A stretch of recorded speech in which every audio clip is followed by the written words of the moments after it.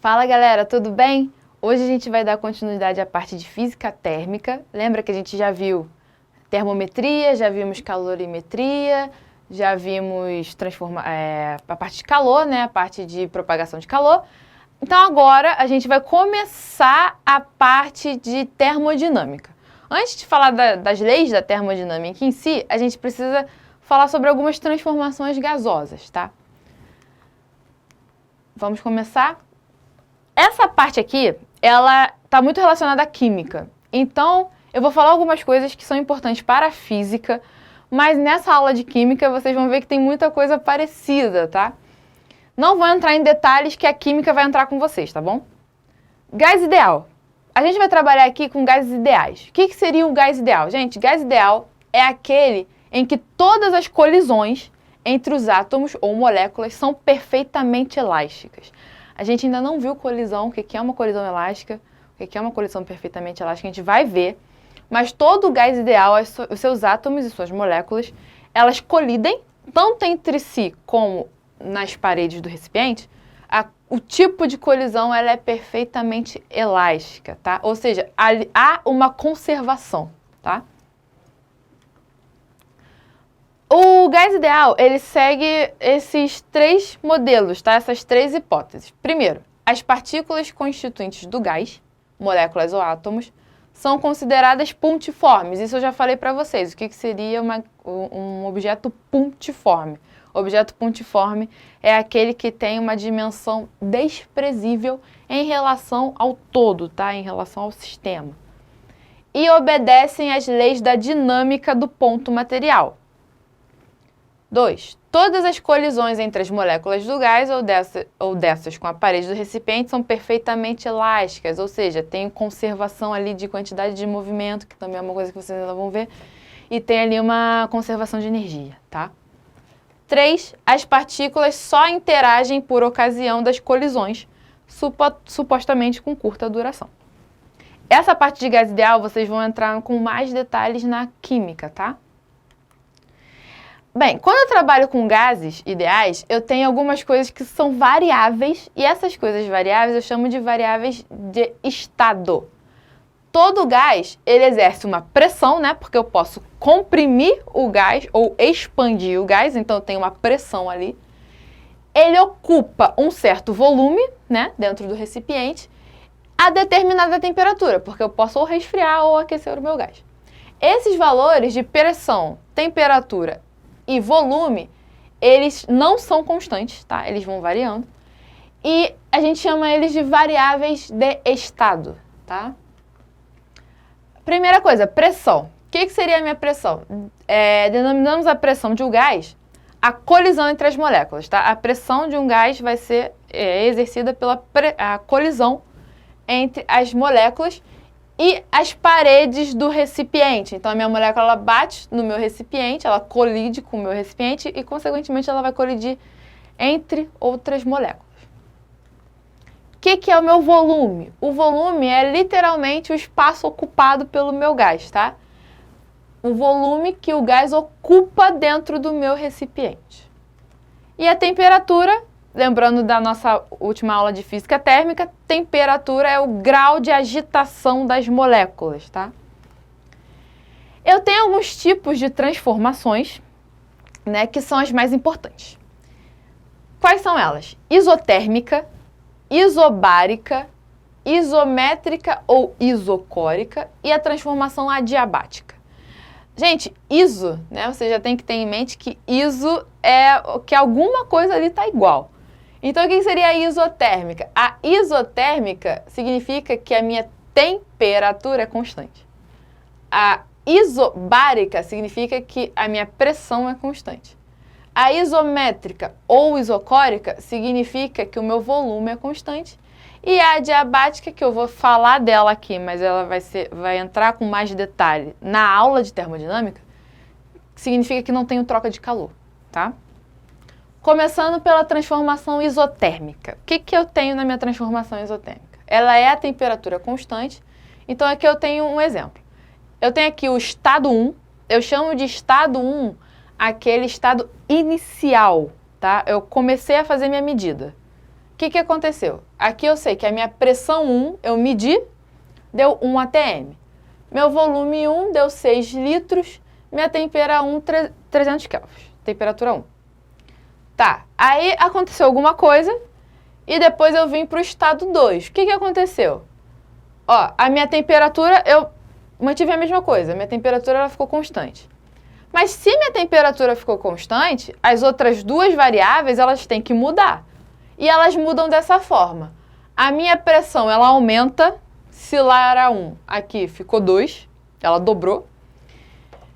E o meu volume diminuiu pela metade. Se lá era 6, aqui ficou 3. E aqui é o meu estado 2. Isso aqui é só um exemplo, tá? E o que eu quero dizer com esse exemplo? Isso aqui. Quando eu tenho uma transformação isotérmica, a minha pressão e o meu volume, eles são inversamente proporcionais. O que é inversamente proporcional? É quando duas grandezas, o produto entre elas vai ser constante. Ou seja, P1 vezes V1 tem que ser igual a P2 vezes V2. Aqui a minha pressão, se eu dobro a minha pressão, o meu volume tem que cair pela metade, porque é inverso. Então, o exemplo que eu tinha lá, se a minha pressão era 1 e foi para 2, eu dobrei. O que tem que acontecer com o meu volume? Obrigatoriamente, era 6, então ele tem que cair pela metade. Tem que virar 3. Então, ó, este produto, ele tem que ser igual, tanto no estado 1 quanto no estado 2. E esse aqui é o gráfico característico de uma isotérmica. Essa linha azul a gente chama de isoterma, tá? É a linha da minha transformação isotérmica. Isso aqui, ó, é um gráfico PV. Gráfico PV é o gráfico mais comum que cai para vocês, tá? Não significa que tem só esse. Existem outros gráficos com outras grandezas nos meus eixos. Transformação isobárica. A transformação isobárica, ela está a pressão constante. O que vai acontecer? Aqui, mesmo exemplo. Eu tenho o estado 1 e o estado 2. No estado 1, eu tenho a pressão a 1 atm, volume a 6 litros, temperatura a 300 kelvin. O que aconteceu no meu estado 2? Eu mantive a minha pressão continuou 1. Se a minha pressão continuou a mesma coisa, o que aconteceu com a temperatura e com o volume? Teve que mudar. Mas olha como é que mudou. O volume caiu pela metade e a minha temperatura também caiu pela metade. O que isso significa? Isso aqui, ó. Quando eu tenho uma transformação isobárica, o meu volume e a minha temperatura são diretamente proporcionais. O que significa uma grandeza diretamente proporcional? É que o quociente, ou seja, a razão entre elas, é uma constante. Ou seja, V1 dividido pela temperatura 1 tem que ser igual a V2 dividido pela temperatura 2. Então, se o meu volume reduz pela metade, a minha temperatura tem que reduzir pela metade. Tá? Então, foi o que aconteceu aqui. Foi de 6 para 3, então a minha temperatura tinha que ir de 300 para 150. Esse gráfico aqui, ele já não é PV, ele é VT, que também é um gráfico que pode cair, não é muito comum quanto o PV. E esta linha verde, ela está dizendo para vocês que a velocidade, o volume e a minha temperatura, eles são diretamente proporcionais, tá? Por isso que aqui é linear. Essa linha aqui, ó, verde, significa transformação isobárica, tá? Transformação isométrica ou isocórica. Eu tenho volume constante. De novo, eu tenho o estado 1 e o estado 2. Agora vocês veem que não diminuiu o estado 2, porque o volume continuou o mesmo. Então, ó, aqui eu tenho pressão de 4, volume de 6 litros, temperatura de 300 kelvin. Então aqui, ó, eu mantive o meu volume continuou 6. Mas se meu volume ficou constante, o que aconteceu com a pressão e com a temperatura? A pressão, ó, era 4, virou 2. Reduziu pela metade. E minha temperatura, que era 300, virou 150. Também reduziu pela metade. Então, aqui é muito parecido com a situação anterior. Se eu tenho uma transformação isométrica ou isocórica, a minha pressão e temperatura são diretamente proporcionais. Então, a razão entre elas tem que ser uma constante. Então, se eu reduzir a minha pressão pela metade, a minha temperatura ela tem que reduzir pela metade também, tá? Eu tô falando pela metade, é só um exemplo, mas podia ser reduzir por 3, por 4, ou até dobrar. Enfim, só tem que manter essa mesma proporção. E aqui, ó, eu tenho o gráfico PT, que não é muito comum, mas esse gráfico, ele mostra, tem aqui a pressão e temperatura, e essa linha aqui, linear, mostra que essas grandezas são diretamente proporcionais. E essa linha aqui significa minha transformação isométrica. Bem, mas existem vários casos que todas as minhas variáveis, né, todas as minhas grandezas, elas não são constantes, que são as transformações gerais, né? Que a minha temperatura, a minha pressão e o meu volume, eles vão sofrer mudança. Quando isso acontece, o que eu faço? Eu tenho aqui a fórmula do Povató PVT. P1, V1, T1 é igual a P2, V2, T2, tá? Tem alguns livros que eu coloco aqui P0, V0 e T0. Por isso que fica Povató PVT, tá? E da onde surgiu esse Povató PVT? Surgiu daqui, da química. Não vou entrar em muitos detalhes em relação a isso, porque vocês vão ver isso em química. É a equação de Clapeyron, que é PV igual a nRT, tá? Onde P é pressão, V é volume, N é o número de mols do meu gás, R é minha constante universal dos gases perfeitos e T é minha temperatura absoluta. Claro que algumas provas, principalmente o Enem, ele, como é muito interdisciplinar, a minha questão, você às vezes não sabe nem se é de química ou se é de física, porque ainda mais dessa parte que é muito interligada, tá?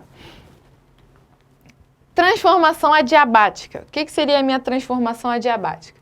A minha transformação adiabática, a gente vai ver um pouco mais na parte de termodinâmica, mas o que significa? Que eu não tenho troca de calor entre o meu sistema e o meio externo, tá?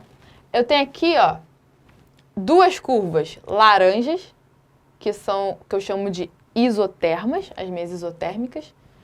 E essa curva azul aqui é o que representa a curva adiabática. A gente vai ver muito isso quando for estudar máquinas, tá? Ciclo de Carnot. E aqui é a equação da adiabática, onde eu tenho P1, V1, que é um produto, só que V1 é elevado a essa constante, que é o gama, que é a razão entre o calor específico, lembra de calor específico? A gente já falou sobre calor específico. A calor específico, a pressão constante dividido pelo calor específico, a volume constante, tá? Mas isso aqui a gente vai entrar em mais detalhes depois. Bem, agora vamos fazer aí uns exercícios para a gente fixar. Vamos lá. Primeiro exercício. Um cilindro com êmbolo móvel, ou seja, eu posso tanto expandir quanto comprimir, porque ele é um êmbolo, contém 100 ml de CO2 a 1 atm. Mantendo a temperatura constante, se quisermos que o volume diminua para 25 ml, teremos que aplicar uma pressão igual a... Então, vamos lá. Aqui é uma questão de isotérmica, transformação isotérmica. Por quê? Ele fala que ele mantém a temperatura constante. Então, ó, eu vou fazer aqui P1 vezes V1 é igual a P2 vezes V2, porque essa é a equação das minhas transformações isotérmicas, tá? Bem, ele falou que, vou anotar aqui, pressão 1 é 1 atm, V1 é 100 ml, P2 é o que ele quer, V2, 25 ml. É bom anotar, porque assim você confere as unidades, tá? Porque tem que estar na mesma unidade. Aqui está em atm, e pelas alternativas, ele quer a pressão 2 em atm, então eu não preciso mudar para Pascal. Aqui está em ml e aqui também está em ml, então também não preciso modificar nada, tá? Vou vir para cá. P1 é 1, então vai ficar 1 vezes V1, que é 100, igual a P2 vezes V2, que é 25. Então vai ficar 100 igual a P2 vezes 25. Deixo o P2 do lado de cá, tá, gente? Passo 25 para lá. Vai ficar 100 dividido por 25. Isso é igual a P2. Isso aqui vai dar 4. Então, P2, gente, é igual a 4 ATM. B, de bola. P2 igual a 4 ATM. B de bola. Show? Tudo bem? Esse é o primeiro... Fácil, tranquilo, né? Primeiro exercício. Vamos lá. Vamos seguindo aqui. Segundo exercício. Um recipiente com capacidade para 100 litros contém um gás a temperatura de 27 graus Celsius. Este recipiente é aquecido até uma temperatura de 87 graus Celsius. Mantendo-se constante a pressão, o volume ocupado pelo gás a 87 graus Celsius será D. Então vamos lá. Agora ele falou que mantém a minha pressão constante. Se ele mantém pressão constante, eu tenho uma transformação isobárica. Tá? Deixa eu apagar aqui essa parte. Se a minha transformação é isobárica, a minha fórmula muda, né? A minha equação muda. Então, vamos lá. É V1 T1 igual a V2 T2, tá? Essa aqui. Bem, vou botar aqui o que ele me deu. V1, 100 litros. T1, 27 graus Celsius. V2 é o que ele quer. T2, 87 graus Celsius.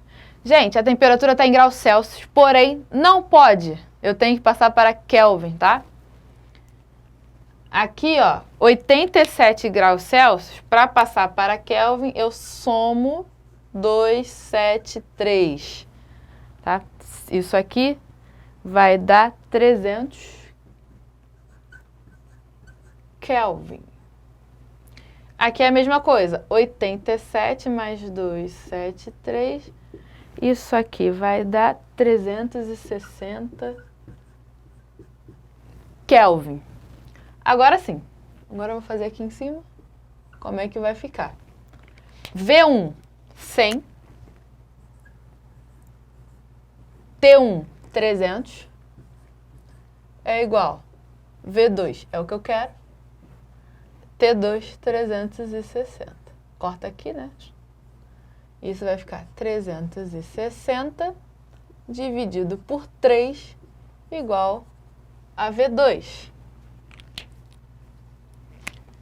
Quanto é 360 dividido por 3? Isso aqui dá 120.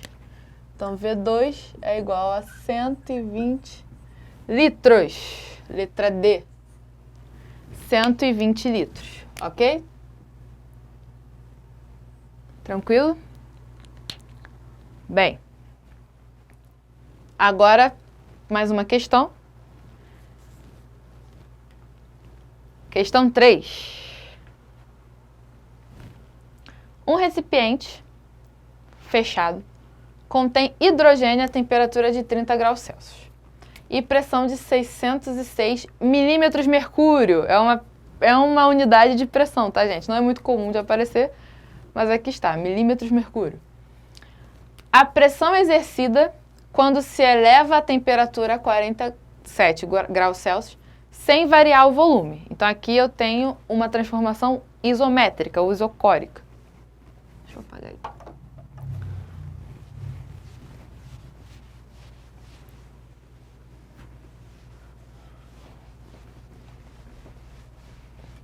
vamos lá. Se a minha transformação é isométrica, eu vou ter P1, T1 é igual a P2, T2. Ele me deu pressão 1, que é 606 milímetros mercúrio. Ele me deu temperatura 1, 30 graus Celsius. Ele quer saber pressão 2 e temperatura 2 é 47 graus Celsius. O que eu vou fazer? Transformar Celsius para Kelvin, que eu tenho que botar em Kelvin. 30 graus Celsius, eu vou somar 273. Isso aqui vai dar 303 kelvins. 47 mais 273, isso aqui vai dar 320 kelvins. Agora vem para cá. Minha pressão 1, 606. Temperatura 1, 303. É igual a pressão 2 dividido por 320. Isso é uma conta gigante, mas se vocês... Quando vocês fizerem, isso aqui, 606 vezes 320 dá 193.920 dividido por 303 igual a P2. Gente, meu P2, se vocês dividirem, acreditem, se quiser, isso dá 640 milímetros mercúrio. Dá 640 cravado, tá, gente? Certinho. Letra E. Deixa eu destacar aqui para vocês. 640 milímetros mercúrio, letra E, tá? A conta é grande, mas pelo menos dá um número exato. Bem, próximo exercício. Certa massa de gás hidrogênio ocupa um volume de 100 litros a 5 atm e menos, tá, negativo, menos 73 graus Celsius.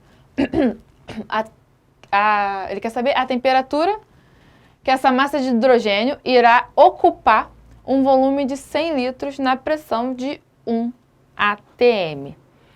Galera, vamos lá. Deixa eu só... Eita. Tirar aqui. Vou apagar aqui.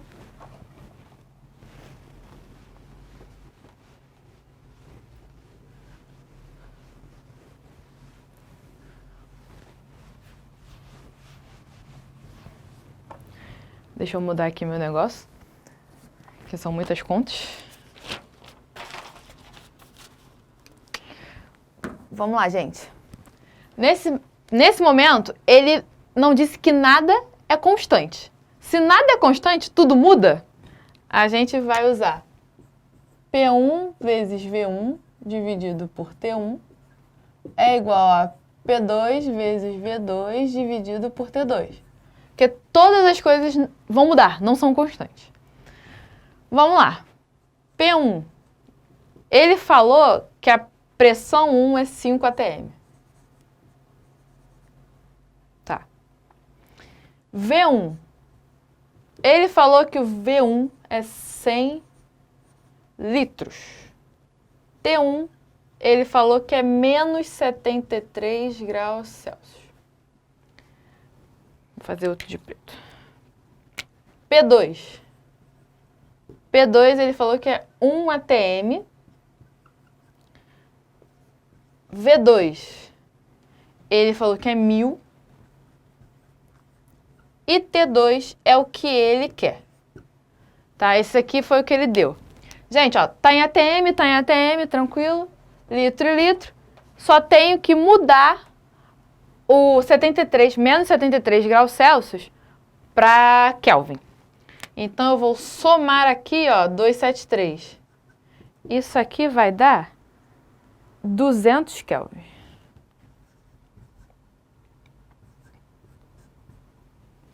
tá? Agora eu vou fazer a minha conta. Vou lá para cima, fazer a conta. Pressão 1.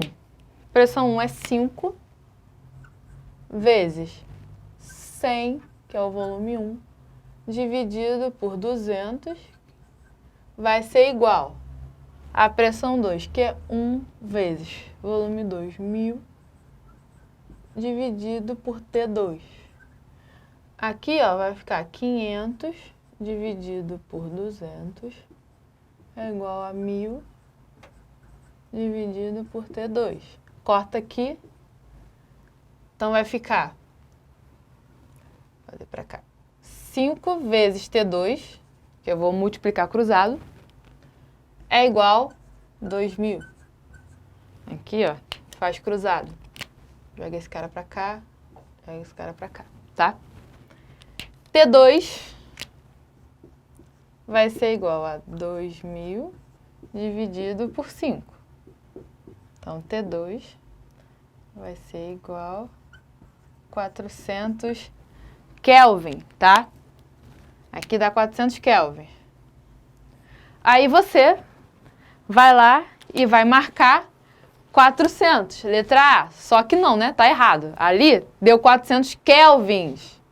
A sua resposta aqui está em Kelvin e na alternativa está em Celsius. O que você tem que fazer? Você vai pegar temperatura 2 e vai tirar 273, tá? Então vai ser 400 menos 273, isso dá, se eu não me engano, 127 graus Celsius. Então, tomem cuidado, hein, na hora de fazer conta. É letra D de dado. Não esqueçam que a temperatura que vocês estão calculando é em Kelvin, então tem que passar para Celsius, tá? Bem, vamos seguir. Vamos lá.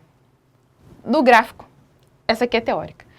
No gráfico estão representadas duas isotermas, que são essas aqui, essas duas curvas, e 3 transformações sucessivas. Eu vou do estado 1 para o 2, do 2 para o 3 e do 3 para o 4. A sequência da transformação é, respectivamente, ele quer saber que tipo de transformação.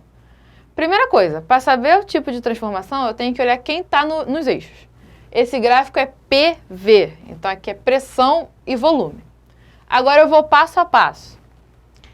Aqui é o estado 1. Eu saí do 1 e fui para o 2. Tá vendo essa seta subindo aqui? O que essa seta está significando? Que eu estava aqui a essa pressão e a esse volume. Subi para o estado 2. Gente, quando eu subi, eu mudei quem? Eu mudei o volume? Não, porque o volume, ó, tá vendo? É nesse eixo aqui de baixo. Então, o volume, ele tem um valor aqui. Eu não andei nem para lá e nem para cá. Eu continuei nessa direção aqui, ó. Então, eu não mudei o volume. Quem eu mudei? Pressão. Porque, ó, eu estava aqui, subi um pouquinho. Se eu subir um pouquinho, eu mudei a minha pressão. Se eu mudei a minha pressão, provavelmente eu mudei minha temperatura. Então, quem é que ficou constante? O volume. O volume, ele não mudou. Se o volume não mudou, a transformação dessa parte aqui, ó, de 1 para 2, ela é isométrica ou isocórica. Então, ó, você já podia eliminar aqui, ó, a B já ia embora, a C já ia embora e a D já ia embora. Você ia ficar entre a A e a D, tá?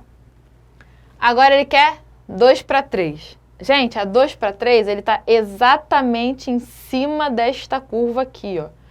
Lembra que eu falei para vocês que essas curvas significam isotermas, ou seja, transformação isotérmica? Ele mesmo falou, no gráfico estão representadas duas isotermas, que são essas aqui.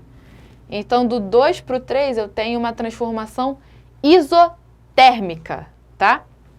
Aí você já achava a resposta. Mas, ó, essa 3 aqui, do 3 para o 4, eu estava nesse volume e fui parar neste volume aqui, ó. Agora eu andei neste sentido.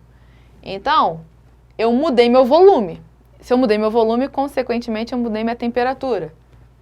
Mas quem permaneceu constante? Ó, a pressão. Eu estou nessa mesma altura, eu não mudei de altura, então a minha pressão é constante. Então, do 3 para o 4, eu tenho uma isobárica. Então, a minha resposta é a letra D. Do 1 para o 2, eu tenho uma isométrica. Do 2 para o 3, isotérmica. E do 3 para o 4, eu tenho uma isobárica, tá? Essa aqui é uma questão muito comum para cair, principalmente no Enem. Falando em Enem, nossa última questão é uma questão do Enem, tá? Enem 2015. Uma pessoa abre sua geladeira e verifica que há dentro e depois... Verifica o que tem dentro, né? E depois ela fecha a porta da geladeira. Em seguida, ela tenta abrir a geladeira de novo, mas só consegue fazer isso depois de exercer uma força mais intensa do que o habitual. A dificuldade extra para reabrir a geladeira ocorre porque Quem nunca fez isso em casa, né? Abriu a geladeira, depois fechou a geladeira, esqueceu que ia pegar alguma coisa dentro da geladeira e tentou abrir a geladeira de novo e viu que não estava conseguindo abrir com facilidade. Teve que fazer uma força lá muito maior para poder abrir a geladeira. Gente, toda vez que acontecer isso, espera um pouquinho e depois tenta abrir a geladeira. Não precisa ficar forçando a geladeira para abrir, tá? Mas por que existe essa dificuldade? Vamos lá. O que está acontecendo? O volume de ar dentro da geladeira diminui. O que vocês acham? Não, né? Porque o volume de ar... Lembra que o volume ele ocupa ali o recipiente, a geladeira. Então, o volume ele não está mudando. Ali, tá? O motor da geladeira está funcionando com potência máxima. Não.